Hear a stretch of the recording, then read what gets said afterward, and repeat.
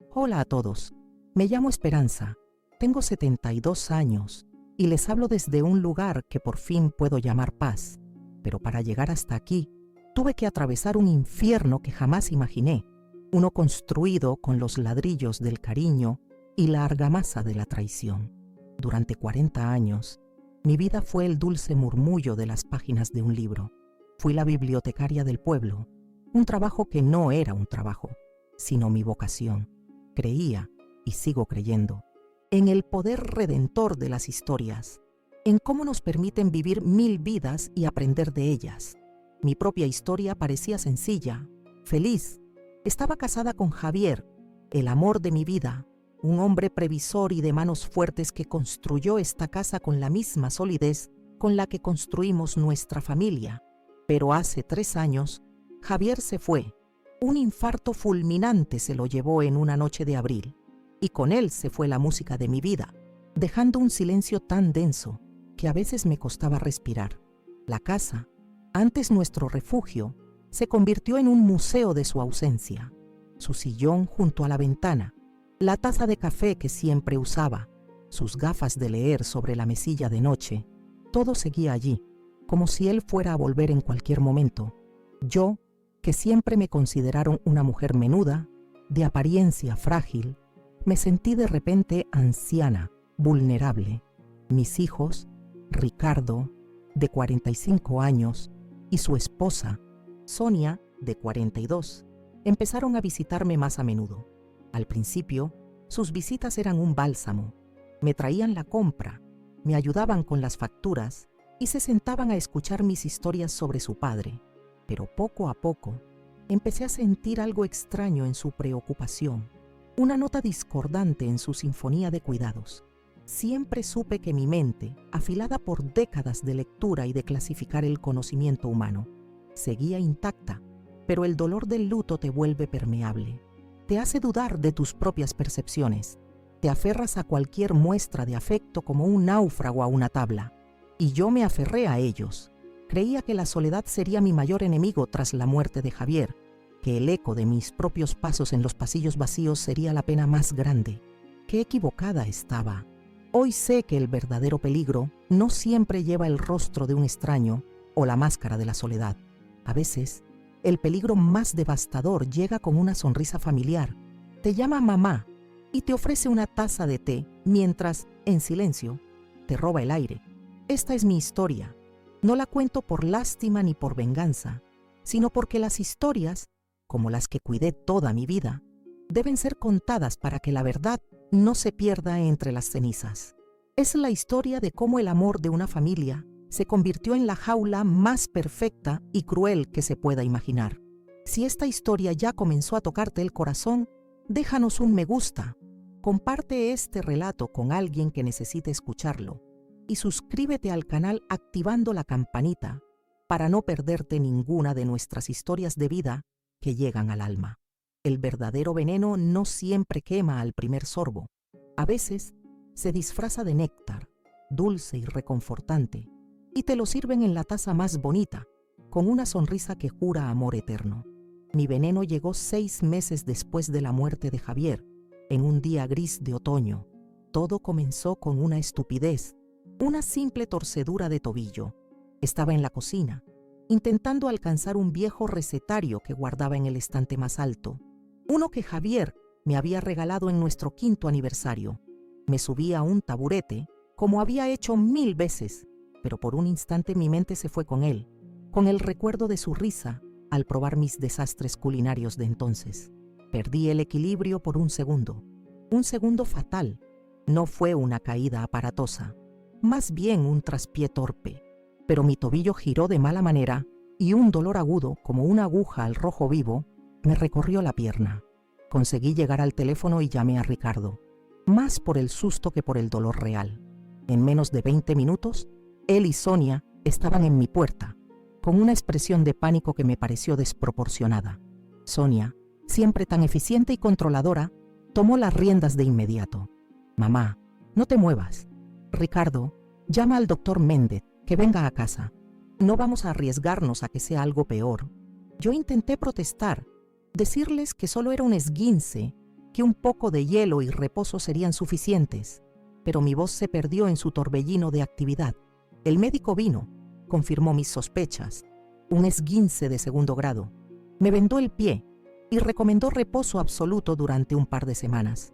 Esa noche, cuando ya estaba instalada en el sofá con la pierna en alto, rodeada de cojines que Sonia había colocado con una precisión casi quirúrgica, se sentaron frente a mí.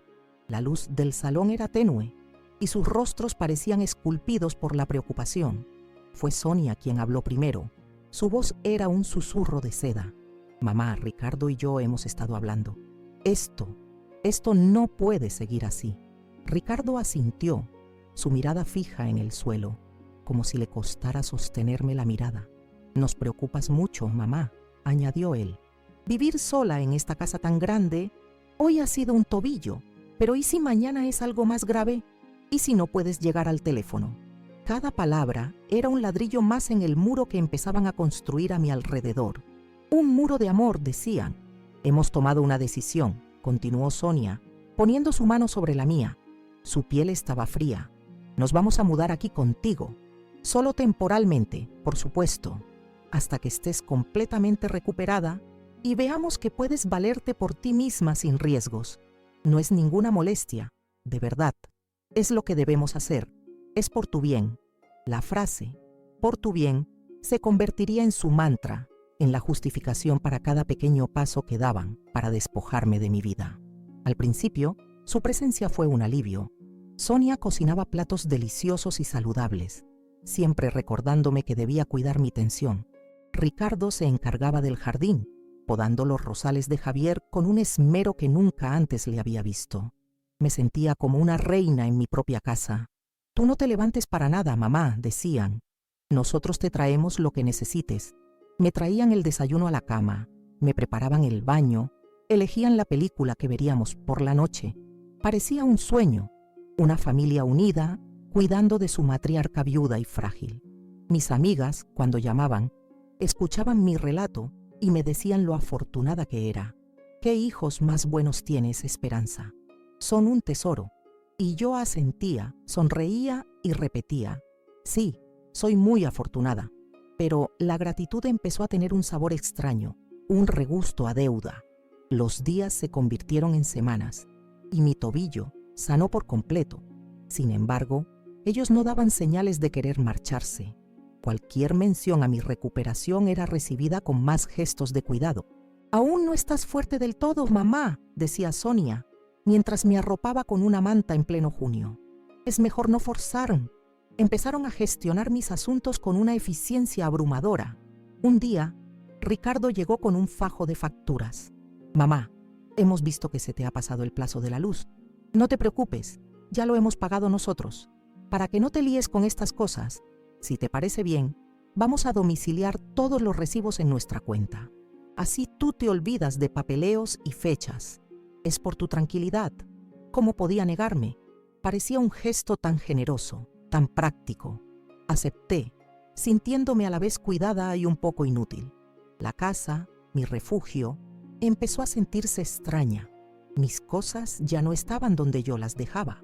Sonia, con su manía por el orden, reorganizó la cocina, la despensa, incluso mi armario. «Así está todo más a mano para ti, mamá», explicaba con su sonrisa imperturbable. Pero yo ya no encontraba nada. Mi hogar, el espacio que Javier y yo habíamos construido con tanto amor, se estaba convirtiendo en su territorio.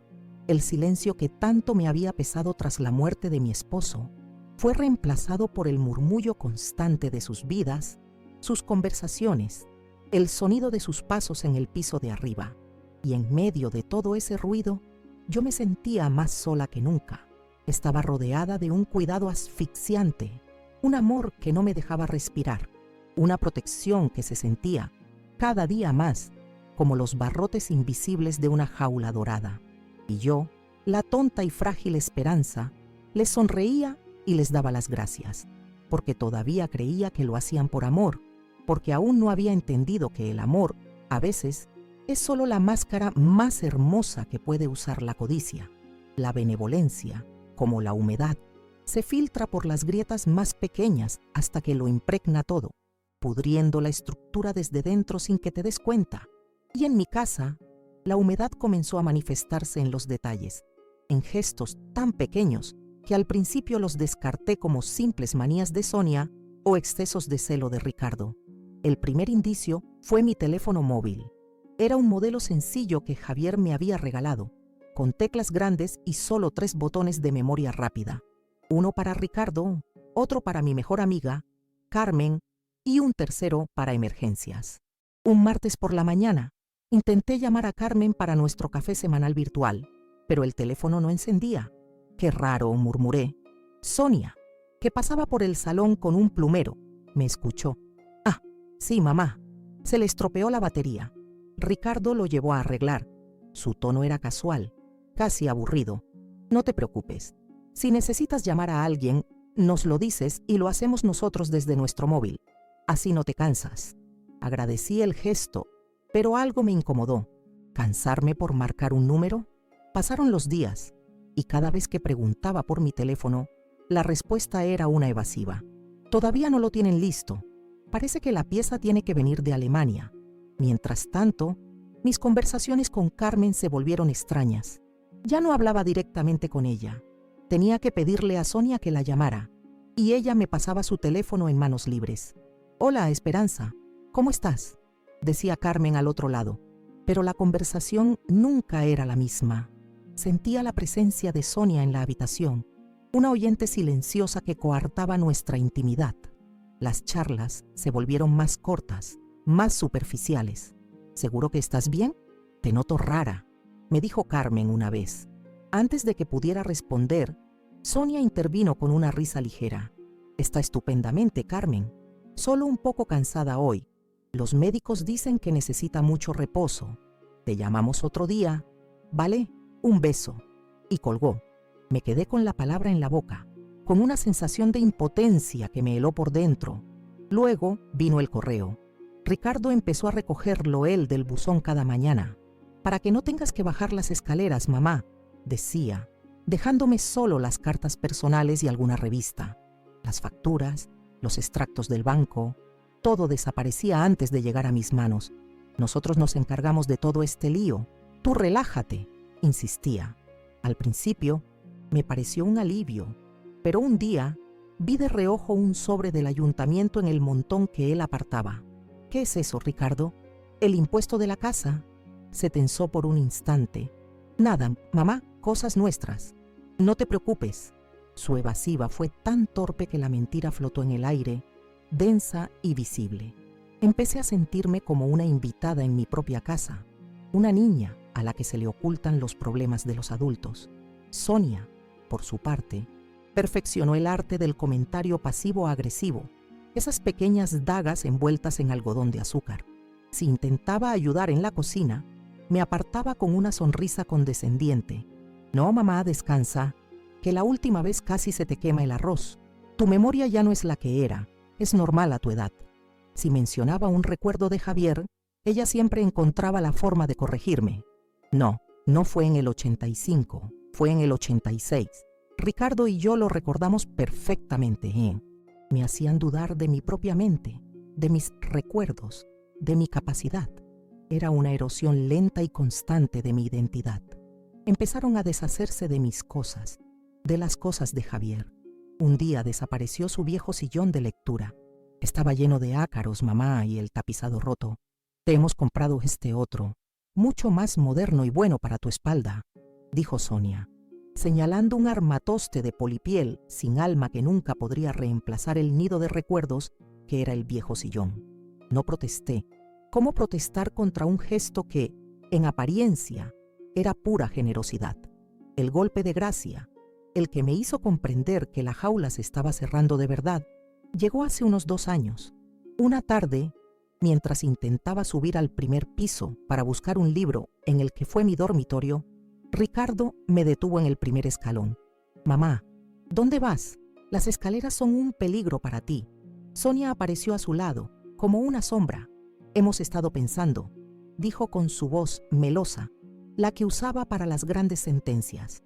«El sótano es un espacio desaprovechado. Lo hemos limpiado y arreglado para ti. Hemos puesto una cama cómoda, una mesilla, una lámpara. Así no tienes que subir y bajar escaleras nunca más. Es por tu seguridad. Mi corazón dio un vuelco. El sótano, el estudio de Javier, un lugar húmedo y con una única ventana alta que apenas dejaba pasar un hilo de luz. Era donde guardábamos las herramientas, las conservas, los trastos viejos. Pero yo estoy bien aquí arriba, balbuceé. Mamá, por favor, intervino Ricardo, con un tono que mezclaba la súplica con la impaciencia. No seas testaruda, solo queremos lo mejor para ti. Me llevaron casi a rastras a verlo. Habían pintado las paredes de un blanco aséptico que no lograba ocultar el olor a humedad y a tierra. Habían puesto una cama individual contra la pared más fría y una bombilla desnuda colgaba del techo. Se sentía como una celda, no como una habitación. Es temporal, aseguró Sonia, hasta que estemos seguros de que no corres ningún riesgo.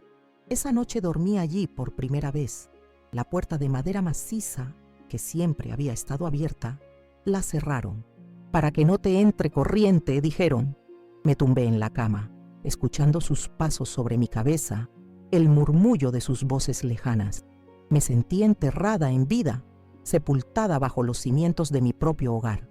Durante las primeras semanas, dejaban la puerta sin cerrar con llave, pero mi malestar era tan evidente, mis intentos por volver a mi vida, de arriba, tan insistentes, que una noche, tras una pequeña discusión en la que les rogué que me dejaran subir a mi habitación, escuché algo nuevo. Después del buenas noches, mamá, y del sonido de la puerta cerrándose, oí un ruido que me paralizó.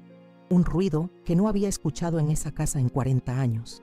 Era el sonido inconfundible de una llave girando en la cerradura desde fuera. Un clic metálico y definitivo. En ese instante, en la oscuridad fría y húmeda del sótano, lo comprendí todo. Ya no era cuidado. Ya no era protección. Era un secuestro. Y mis carceleros eran mis propios hijos. El amor se había desvanecido por completo, dejando al descubierto el rostro horrible y descarnado de su verdadera intención. 2 años, 730 días y sus 730 noches, encerrada en el sótano de mi propia casa.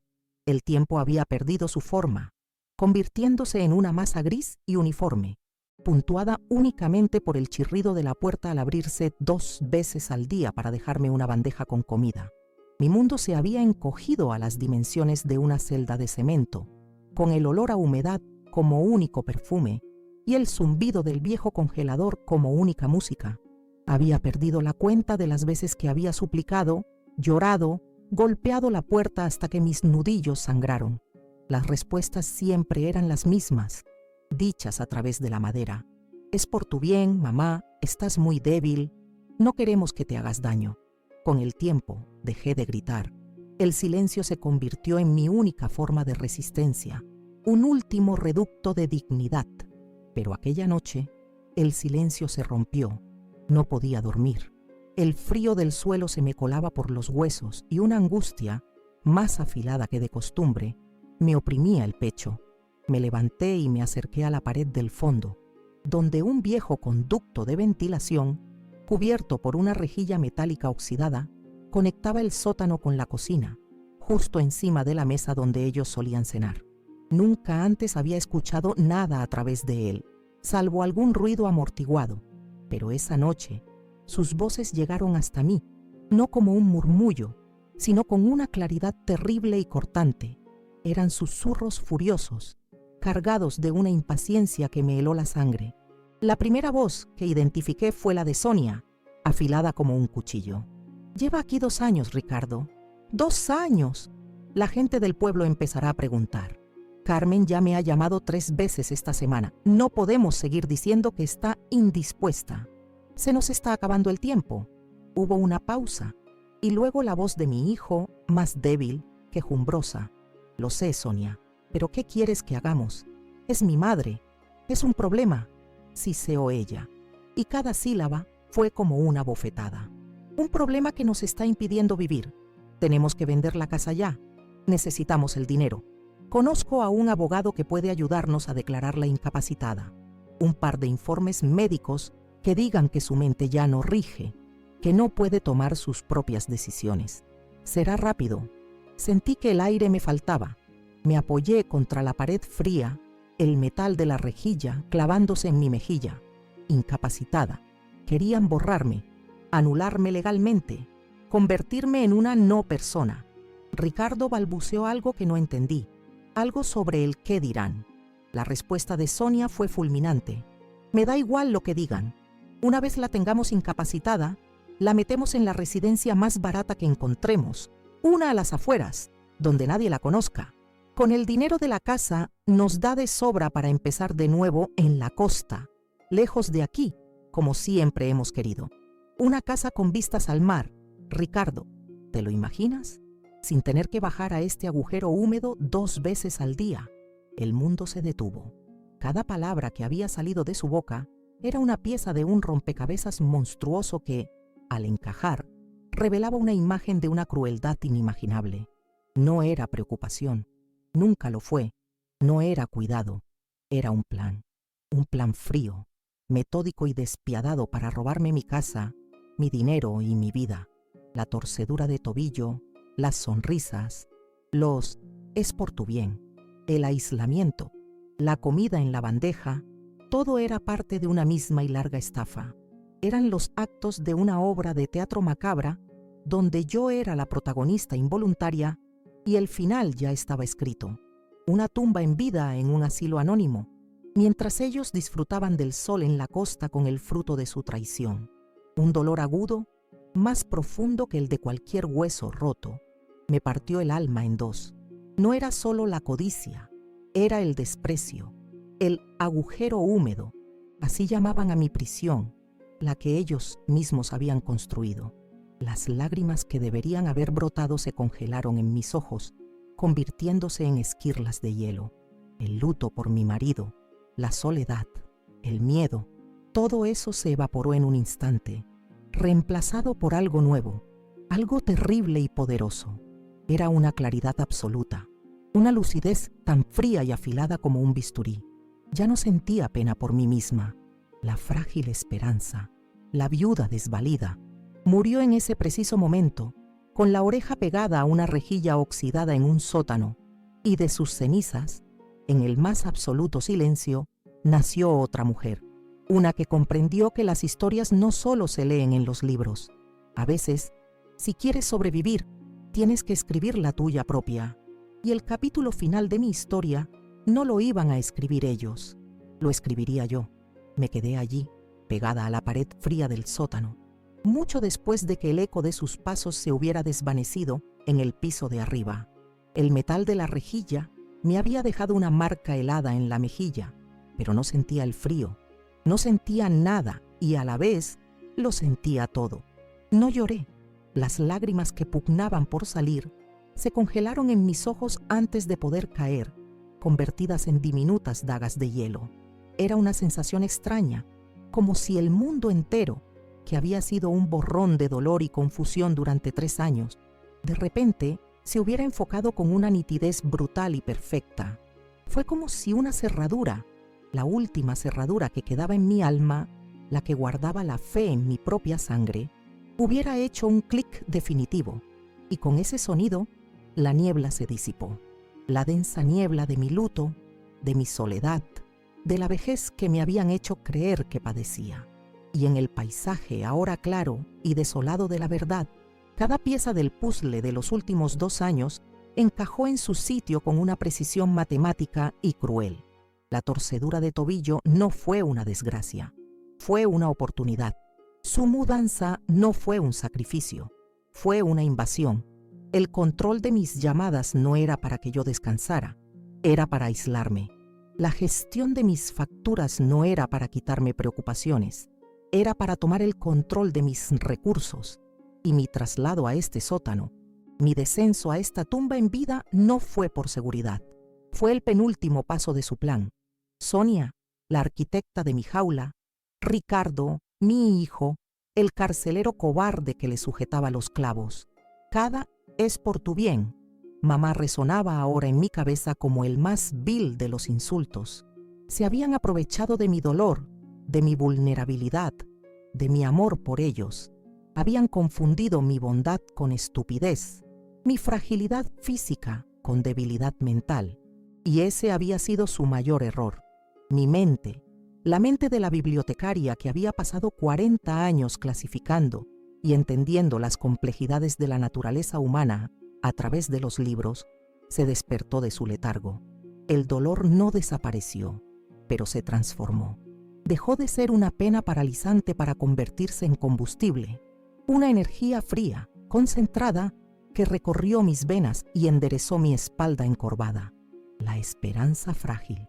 La viuda que suspiraba por su marido y dependía de sus hijos, murió esa noche en la oscuridad del sótano. En su lugar, nació algo más, algo duro, afilado y paciente. Ya no era una víctima esperando un milagro o un rescate. Me di cuenta de que nadie vendría a buscarme porque, para el mundo, yo estaba siendo cuidada por una familia amorosa. Si quería salir de allí, tendría que ser yo misma quien derribara los muros, y no lo haría a gritos, lo haría en silencio. Comprendí que su mayor fortaleza, su aparente control total, era también su mayor debilidad. Se creían impunes, se habían vuelto descuidados en su arrogancia, y yo, que los conocía mejor que nadie, sabía cuáles eran sus verdaderos motores, la codicia infinita y la pereza absoluta. Y esas, precisamente esas, serían las herramientas de mi liberación. El final de mi historia no lo escribirían ellos en el formulario de ingreso de una residencia anónima. El capítulo final lo escribiría yo. La mujer que lloraba se había ido. En su lugar, la bibliotecaria había vuelto al trabajo. Mi sótano ya no era una celda. Se convirtió en mi sala de estrategia. Y el primer paso era hacer un inventario de mis recursos. Eran escasos, casi nulos, pero la desesperación afila el ingenio. Recordé el viejo abrigo de paño que Javier me obligaba a guardar en un baúl en el sótano, por si acaso. Dentro de un bolsillo interior, cosido con torpeza por él mismo años atrás, había un pequeño teléfono de emergencia. Un modelo anticuado con batería para una sola llamada larga. Era un regalo suyo tras un apagón que nos dejó incomunicados. Para que nunca estés sola, mi vida, me había dicho. Qué irónico. Con el corazón martillándome en el pecho, abrí el baúl con un chirrido que me pareció ensordecedor. El olor a naftalina y a tiempo detenido me golpeó. Allí estaba. Metí la mano en el bolsillo y mis dedos rozaron el plástico frío del teléfono. Un pequeño tesoro de esperanza. Lo encendí. La batería parpadeaba con una única y temblorosa raya de vida. Tenía una oportunidad, una sola. Marqué el número que sabía de memoria. El del despacho de señor Mendoza, el viejo abogado de Javier, un hombre de la vieja escuela, discreto y leal. Rezando para que la débil señal del sótano no me fallara, pegué el oído al auricular. Despacho Mendoza. Dígame. Su voz, grave y familiar, fue como música. Hablé rápido, en un susurro urgente, explicando lo mínimo indispensable. Señor Mendoza, soy Esperanza, la viuda de Javier. Necesito que haga algo por mí sin hacer preguntas. Active la póliza de vida de mi marido, la que está en la caja de seguridad del Banco Central. Transfiera cada céntimo, los 350.000 euros, a una nueva cuenta que solo esté a mi nombre. Envíe toda la documentación a un apartado de correos que voy a darle. No me llame, no intente contactarme. Yo le llamaré cuando todo haya terminado, Im. Hubo un silencio al otro lado y luego un simple: considere lo hecho, Esperanza, cuídese mucho. Y colgué antes de que la batería muriera. El primer movimiento en el tablero estaba hecho. Ahora necesitaba el cebo perfecto para su infinita codicia y su absoluta pereza. Y yo sabía exactamente cuál era. En el mismo baúl encontré un viejo cuaderno de notas de Javier y un bolígrafo medio seco. Durante horas, a la luz de la única bombilla, practiqué su caligrafía, sus J alargadas, su forma de trazar la pesmi. Conocía su letra mejor que la mía propia.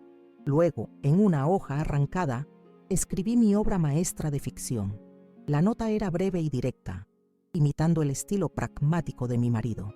Esperanza, querida, si algo me pasa, recuerda que todo lo importante está en la caja fuerte, detrás del falso muro del desván. La combinación es la fecha de nuestro aniversario. Tu Javier, una mentira perfecta. No había ninguna caja fuerte, no había ningún falso muro. El único tesoro real, la póliza de 350.000 euros, estaba a salvo, y su llave siempre había estado oculta en el lugar más seguro del mundo, dentro de un ejemplar de las Rimas y Leyendas de Becker, un libro que sabía que mis hijos jamás tocarían. Pero ellos no sabían eso, solo verían la promesa de más dinero, un tesoro escondido que creían merecer. Y entonces recordé la pieza final del puzzle. Javier siempre se quejó de la instalación eléctrica del desván. Un día esto nos va a dar un susto, Esperanza, decía, señalando el enjambre de cables viejos y empalmes improvisados. Era un circuito sobrecargado y peligroso. Lo sabía yo y lo sabían ellos, aunque nunca le dieron importancia. Su pereza siempre fue más fuerte que su prudencia. Con la nota en la mano, esperé. Mi plan no era violento, era elegante. No necesitaba gritar ni luchar, solo necesitaba darles un mapa que los guiara hacia su propia avaricia. Ellos mismos se encargarían del resto.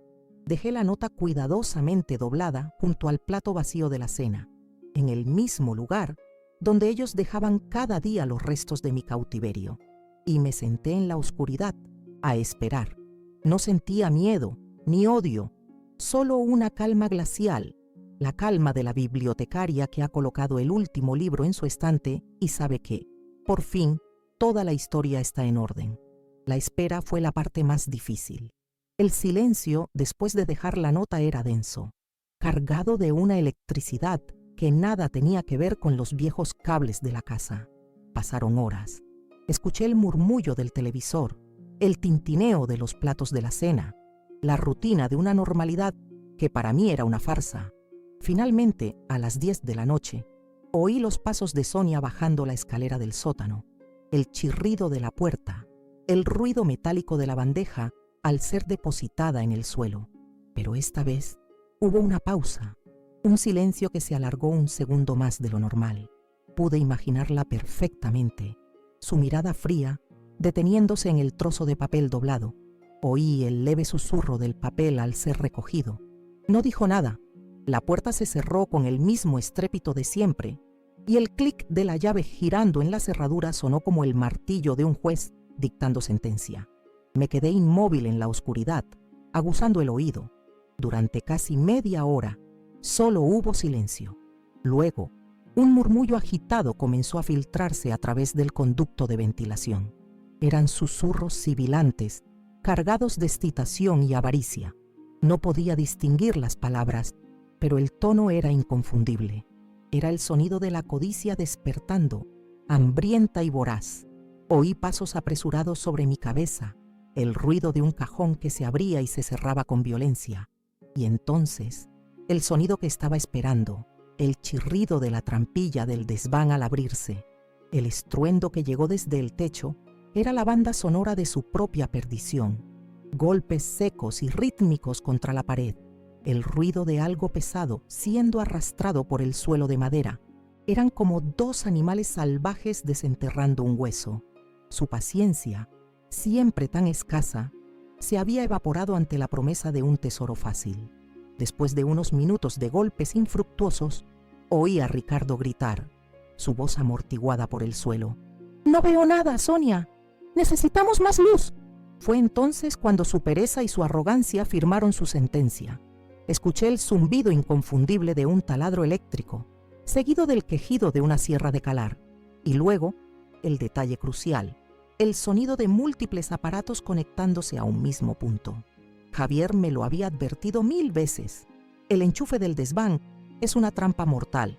Esperanza. Apenas aguanta una bombilla, pero ellos, en su frenesí, habían conectado focos, herramientas, todo lo que encontraron, a ese único y decrépito enchufe múltiple. Pude casi sentir la tensión acumulándose en los viejos cables de cobre, el calor invisible creciendo detrás de las paredes. Trabajaron durante casi 2 horas. 2 horas de un caos destructivo sobre mi cabeza. Finalmente, el ruido cesó. Los oí bajar, discutiendo en voz baja. «Mañana seguiremos. Tiene que estar ahí», dijo Sonia, su voz llena de una frustración codiciosa. Escuché sus pasos alejarse hacia su dormitorio y luego el silencio. Pero no era un silencio tranquilo. Era el silencio tenso de un fusible a punto de saltar, de un sistema sobrecargado hasta su límite. No habían desenchufado nada. Su pereza, su absoluta certeza de que todo les pertenecía y nada malo podía pasarles, los había condenado.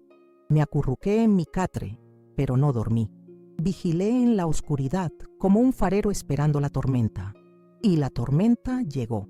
Primero fue el olor, un aroma acre y químico, el hedor inconfundible del plástico quemándose. Luego, un leve crepitar, como el de la leña en una chimenea lejana. El crepitar se hizo más fuerte, un rugido sordo que vibraba en las paredes. El humo empezó a filtrarse por las rendijas de la puerta del sótano. Un humo denso y negro que me hizo toser. El pánico intentó apoderarse de mí, pero la claridad fría de los últimos días me sostuvo. Me arrastré hasta el pequeño lavabo del rincón, empapé la manta más gruesa que tenía y me envolví en ella, acurrucándome en la esquina más alejada de la puerta. Desde fuera empecé a oír gritos. Primero, las sirenas lejanas. Luego el estruendo de un camión de bomberos frenando frente a mi casa. Oí a los vecinos gritar, el sonido de cristales rompiéndose y sobre todo, oí el rugido del fuego, la bestia que ellos mismos habían alimentado con su avaricia, devorando la casa, devorando sus sueños de una vida fácil en la costa. El calor era insoportable. El humo me ahogaba. Justo cuando pensaba que iba a desmayarme, oí un golpe atronador contra la puerta de mi celda. 1, 2, 3 golpes con un hacha, y la vieja madera se astilló. La puerta se abrió de golpe y la luz de las linternas me cegó. Un hombre enorme, cubierto con un traje ignífugo, entró en la habitación, su rostro una máscara de sorpresa y horror al encontrar a una anciana envuelta en una manta en un sótano cerrado con llave. Me levantó en brazos como si no pesara nada. Mientras me sacaba de allí, vi las caras de mis vecinos, pálidas de espanto.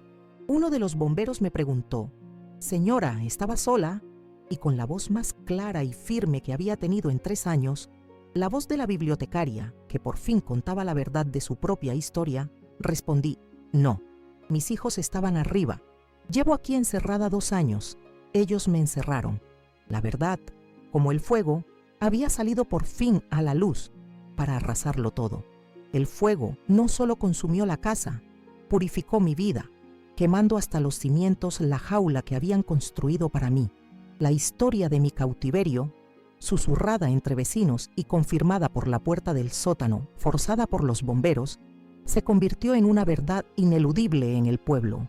No sentía alegría por su destino, solo un vacío inmenso por los hijos que había perdido mucho antes de que las llamas se los llevaran. Mi luto por ellos ya lo había pasado en la soledad de mi celda. Con los 350.000 euros de Javier, no compré lujos ni quise reconstruir nada sobre esas cenizas. Compré lo único que anhelaba, mi libertad. Vendí el solar calcinado por una fracción de su valor. No me importaba el dinero. Solo quería borrar ese punto del mapa de mi memoria. Y me fui, lejos, a un pequeño y luminoso piso junto al mar, en una ciudad donde mi único apellido era el futuro y nadie conocía mi pasado. Ahora, con mis 72 años, el sonido de las olas ha reemplazado al zumbido del congelador. El olor a salitre ha borrado el de la humedad. 3 días por semana. Soy voluntaria en la biblioteca local. Volver a estar rodeada de libros, de historias, es como volver a respirar. He recuperado el contacto con Carmen y mis viejas amigas por teléfono. Viajo en tren por la costa, sin más plan que ver dónde me lleva el día. Por primera vez desde que Javier se fue, siento paz, una paz profunda, ganada a pulso. Aprendí de la forma más dura que la fragilidad no está en el cuerpo, sino en la confianza mal depositada, y que la verdadera fuerza no es la que grita, sino la que planea en silencio. Perdí mi casa y a mis hijos, pero recuperé mi vida de entre las cenizas de su codicia. Mi nombre es Esperanza, y por fin he vuelto a de hacerle honor. ¿Qué te pareció la fuerza de Esperanza? Deja tu opinión en los comentarios y comparte esta historia con alguien que pueda necesitar un mensaje de esperanza. Que Dios los bendiga a todos.